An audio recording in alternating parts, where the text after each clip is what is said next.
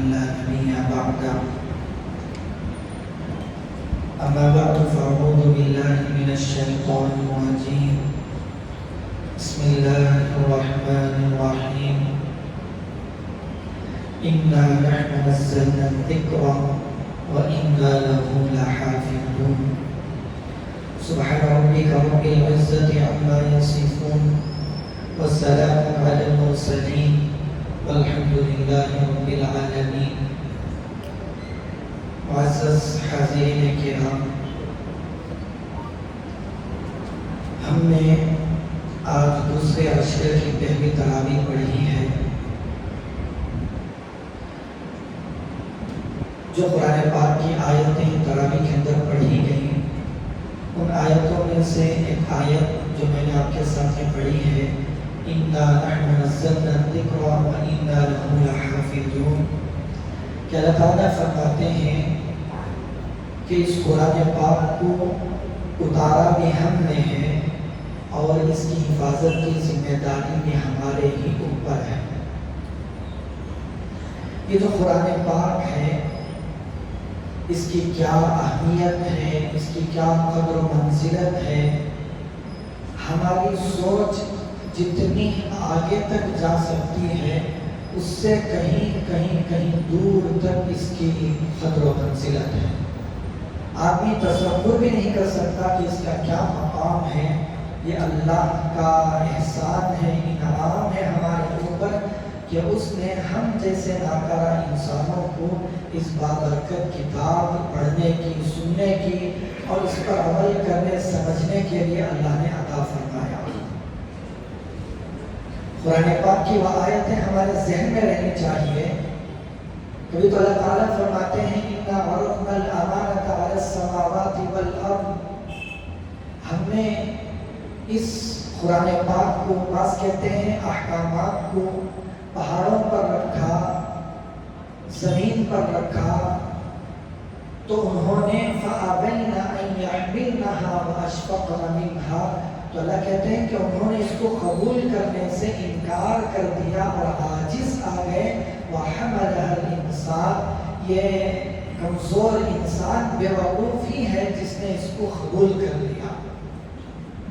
کبھی تو اللہ کہتے ہیں لَوْ أَنزَلْنَا هَذَا الْقُرْآنَ عَلَى جَبَلٍ، اگر ہم یہ قرآن پہاڑ پر نازل کرتے لَرَأَيْتَهُ خَاشِعًا مُتَصَدِّعًا، تو تم پہاڑ کو دیکھتے کہ وہ اس کلام پاک کی خوف اور خشیت کی وجہ سے لرز رہا ہے. لیکن اللہ تعالیٰ نے احسان کرتے ہوئے ہماری زبانوں پر اس قرآن پاک کو آسانی سے جاری کر دیا. اللہ کے نبی صلی اللہ علیہ وسلم پر جب قرآن پاک نازل ہوتا تو اتنی تکلیف ہوتی وحی کی کہ امی عائشہ رضی اللہ عنہ فرماتی ہیں کہ ایک مرتبہ پیارے نبی صلی اللہ علیہ وسلم کا پیر مبارک میرے ران پر تھا. اتنے میں وحی اترنا شروع ہوئی. اللہ کے نبی صلی اللہ علیہ وسلم کا بدن اتنا وزن ہوا مجھے لگا کہ وزن کی وجہ سے میرا پیر ٹوٹ جائے گا. اگر آپ اونٹنی پر ہوتے تو اونٹنی ایسا جانور ہے جو بوجھ کو بہت زیادہ برداشت کر سکتا ہے. اگر آپ اونٹ یا اونٹنی پر ہوتے وہی نازل ہوتی تو وہ اونٹ بیٹھ جایا کرتا تھا وزن کی وجہ سے. لیکن اللہ تعالیٰ نے ہمارے لیے اس قرآن کو آسان کر دیا. وَلَقَدْ يَسَّرْنَا الْقُرْآنَ لِلذِّكْرِ فَهَلْ مِن مُدَّكِرٍ. اس سے نصیحت حاصل کرنے والوں کے لیے اللہ نے اس کلام پاک کو آسان کر دیا. ہمیں قرآن ملا، اللہ کی طرف سے اسلام ملا، اس بات پر ہمیں فخر ہونا چاہیے. کہتے ہیں نا کہ بعض لوگ قومی سطح پر کسی الگ سطحوں پر اپنے آپ کو فخر محسوس کرتے ہیں. میں نام نہیں گنواتا، الگ انداز سے فخر محسوس کرتے ہیں. ہمیں ایک مسلمان ہونے کے ناطے سب سے بڑا فخر یہ ہونا چاہیے کہ الحمدللہ میں مسلمان ہوں. کیونکہ اس دھرتی پر، اس کائنات میں اگر سچا مذہب، صحیح مذہب اگر کوئی ہے تو وہ صرف اور صرف اسلام ہے. جتنے بھی مذاہب ہیں اگرچہ کہ اس کے ماننے والے فالوورز زیادہ ہوں، وہ صرف آدمیوں کے تصور کی وجہ سے، خیالات کی وجہ سے، بھکتی کی وجہ سے اس کے ماننے والے زیادہ ہیں۔ اگر دلائل کی بنیاد پر دیکھا جائے تو کسی مذہب میں بھی کوئی حقیقت موجود نہیں ہے۔ یہ صرف اور صرف اسلام ہے جو صحیح مذہب ہے، سچا مذہب ہے۔ دلائل کی دنیا میں اس مذہب کو کوئی ہرا نہیں سکتا۔ اس کی زندہ مثال، زندہ دلیل قرآن پاک کی ہے۔ مامون الرشید کے زمانے میں، جو مامون الرشید ہارون رشید کے بیٹے ہیں، یہ بھی مامون الرشید بادشاہ تھے۔ یہ بہت علمی آدمی تھے، خود عالم تھے، بہت زیادہ علم ان کے پاس موجود تھا، اور علم والوں کی قدر بھی کیا کرتے تھے، علماء کی۔ اور ان کی مجلس میں کبھی کبھی فقہ کے مسائل پر بحث بھی ہوا کرتی تھی۔ جو علمی آدمی ہوتا ہے، جب اس کے سامنے علمی باتیں کی جاتی ہیں تو مزے لے کر بیٹھتا ہے۔ کبھی کبھی علمی بحث کرتے کرتے راتیں گزر جاتی ہیں، پتہ تک نہیں چلتا۔ یہ علم کا جو چسکا رکھتا ہے وہی آدمی اس کو سمجھ سکتا ہے۔ تو بادشاہ مامون الرشید اپنے دربار میں علم کی بحثیں کروایا کرتے تھے۔ ایسے ہی ایک بحث کی مجلس لگی ہوئی تھی، ایک آدمی آیا جو یہودی تھا، مامون الرشید کے دربار میں وہ بھی بیٹھا ہوا تھا۔ دیکھا کہ اس کی حیثیت اور شکل سے معلوم ہو رہا تھا کہ یہ مسلمان نہیں ہے۔ بادشاہ نے کہا کہ تم کیوں مسلمان نہیں ہو جاتے؟ دیکھیے، مسلمانوں کے جتنے بھی بادشاہ گزرے ہیں، اپنی جگہ پر وہ کتنے ہی غلط کیوں نہ ہو، عیاشی میں پڑے ہوئے کیوں نہ ہو، آپ کسی بادشاہ کے بارے میں نہیں بتا سکتے کہ اس نے غیر مسلموں پر ظلم کیا ہے۔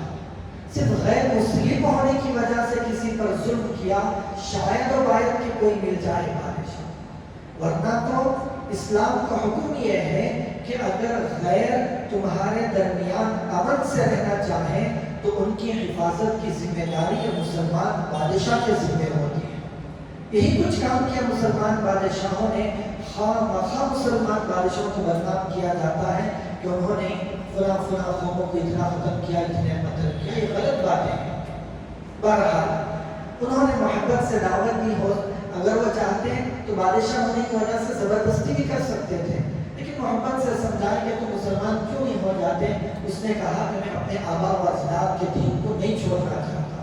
خیر، مامون الرشید خاموش ہو گئے، خاموشی سے بیٹھ گئے، اس کی طرف سے توجہ ہٹا دی۔ ابھی 1 سال پورا گزر گیا۔ 1 سال کے بعد ایک آدمی آ کر دربار میں بیٹھا ہوا ہے۔ دربار میں جب مختلف لوگوں نے علمی اعتبار سے الگ الگ تقریریں پیش کی تو اس آدمی نے بھی فقہ پر، اسلامی فقہ پر بہترین مقالہ پیش کیا، بہترین تقریر پیش کی۔ غور سے بادشاہ نے دیکھا تو پتہ چلا کہ یہ تو وہی یہودی ہے جس نے 1 سال پہلے اسلام قبول کرنے سے انکار کیا تھا۔ بادشاہ نے پوچھا تم تو وہی ہو جنہوں نے اسلام قبول کرنے سے انکار کیا تھا، کیا بات تمہیں اب مسلمان بن کر آئے ہو اور اسلام پر اتنی بہترین تقریر بھی تم کر رہے ہو؟ تو اس آدمی نے، یہودی جو پہلے تھا مسلمان ہو چکا تھا، اس نے کہا کہ بادشاہ سلامت، در حقیقت واقعہ یہ ہوا کہ میں یہاں سے گیا، میں بہترین خطاط تھا۔ خطاط کے معنی بہترین لکھنے والا۔ پہلے زمانے میں پرنٹنگ پریس وغیرہ نہیں ہوا کرتے تھے، لکھنے والوں کی بڑی قدر کی جاتی تھی، بہترین لکھائی میری تھی، میں جو کچھ بھی لکھتا لوگ ہاتھوں ہاتھ خرید لیا کرتے تھے۔ میں نے جانے کے بعد تورات کے نسخے کو منگا کر اس کے 3 نسخے نقل کیے، تورات کتاب سامنے رکھی اور اس کی 3 کاپیاں تیار کی، اور ہر کاپی کے اندر کچھ نہ کچھ میں نے تبدیلی آگے پیچھے کر دیا، بدل دیا، اور میں نے لے جا کر یہودیوں کے سامنے اس کو پیش کیا۔ انہوں نے کھول کر دیکھا، بڑے خوش ہوئے اور خوشی کے ساتھ انہوں نے اس نسخے کو قبول کر لیا، اور میرے 3 نسخے اسی طرح سے قبول ہو گئے۔ بعد میں نے انجیل کو لیا اور اس میں بھی میں نے تھوڑی سی تبدیلی کر کے اس کو بھی عیسائیوں کے سامنے پیش کیا، تو انہوں نے بھی بڑی اہمیت کے ساتھ، محبت کے ساتھ اس کو قبول کر لیا۔ پھر میں نے قرآن پاک کو لیا، اس کے بھی 3 کاپیاں تیار کی اور اس میں بھی میں نے تھوڑی بہت تبدیلی کر کے مسلمانوں کے سامنے پیش کیا۔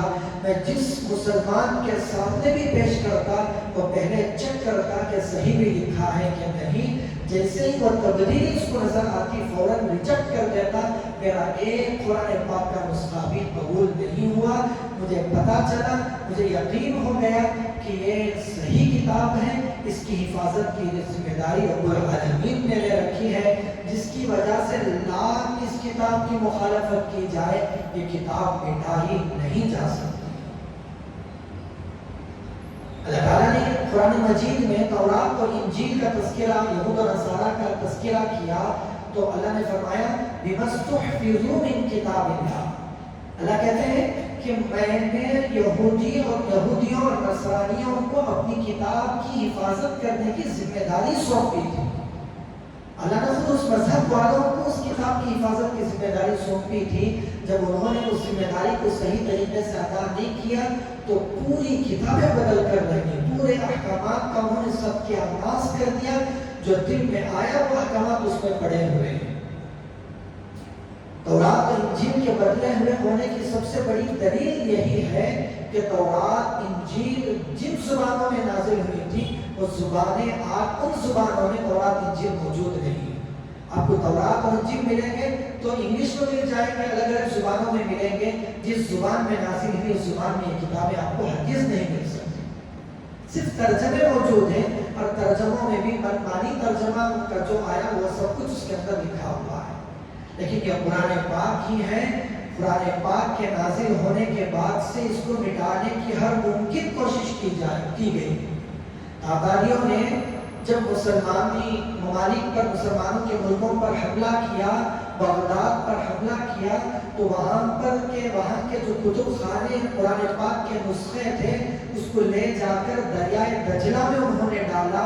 لکھنے والے مورخین نے لکھا ہے کہ دریا میں جب یہ کتابیں ڈالی گئی تھی تو کئی دنوں مہینوں تک دریا کا پانی سرخ ہو کر نکل رہا تھا ان کتابوں کی سیاہی کی وجہ سے۔ اتنی زیادہ کتابیں قرآن کے نسخے مٹا کر ختم کر دیے گئے تھے، لیکن جب ذمہ داری حفاظت کی اللہ نے لی ہو، انسان لاکھ کوشش کر لے کون مٹا سکتا ہے؟ نہیں مٹا قرآن پاک۔ ایک چھوٹے سے چھوٹا 7 سال کا بچہ بھی اگر حافظ ہو جائے، اس کے سامنے اگر آپ ایک زیر زبر کی بھی غلطی کر دیں تو فوراً آپ کو ٹوکے گا، فوراً آپ کو وہاں پر منع کرے گا اور صحیح کروائے گا کہ انہوں نے اس طرح پڑھنا چاہیے۔ یہ قرآن پاک کا اعجاز ہے۔ ہمیں فخر ہونا چاہیے کہ اتنی سچی پاک کتاب، اتنی ثابت شدہ کتاب ہمارے درمیان میں موجود ہے، لیکن افسوس کی بات یہ ہے کہ ہم نے اس کتاب کو کس حد تک قبول کیا۔ اس کتاب کو پڑھتے ہم کتنا ہے، سنتے کتنا ہے، اس کتاب کو صحیح طریقے سے ہمیں پڑھنے آتا بھی ہے یا نہیں ہے، اس کتاب کے احکامات پر ہم کتنا عمل کرتے ہیں، اس کتاب کو ہم سینے سے کتنا لگاتے ہیں، یہ ہم سب کو غور کرنے کی، اپنا محاسبہ کرنے کی ضرورت ہے۔ دیکھیے، نعمت جتنی بڑی ہوتی ہے اس کی قدردانی بھی اتنی اہمیت کے ساتھ کرنی چاہیے۔ تو بزرگان محترم، یہ رمضان کا مہینہ قرآن کا مہینہ ہے، ہم فخر کے ساتھ قرآن کے ساتھ اپنا تعلق مضبوط کریں گے، صرف اس لیے نہیں کہ رمضان آیا ہے رمضان میں تعلق ہمارا قرآن سے رہے گا، نہیں، تعلق رمضان میں قرآن سے بنائیں گے، اس تعلق کو اپنی پوری زندگی کے لیے باقی رکھیں گے انشاءاللہ۔ اللہ تعالیٰ ہمیں ان باتوں پر عمل کی توفیق عطا فرمائے۔ باقی دعوانا الحمدللہ رب العالمین۔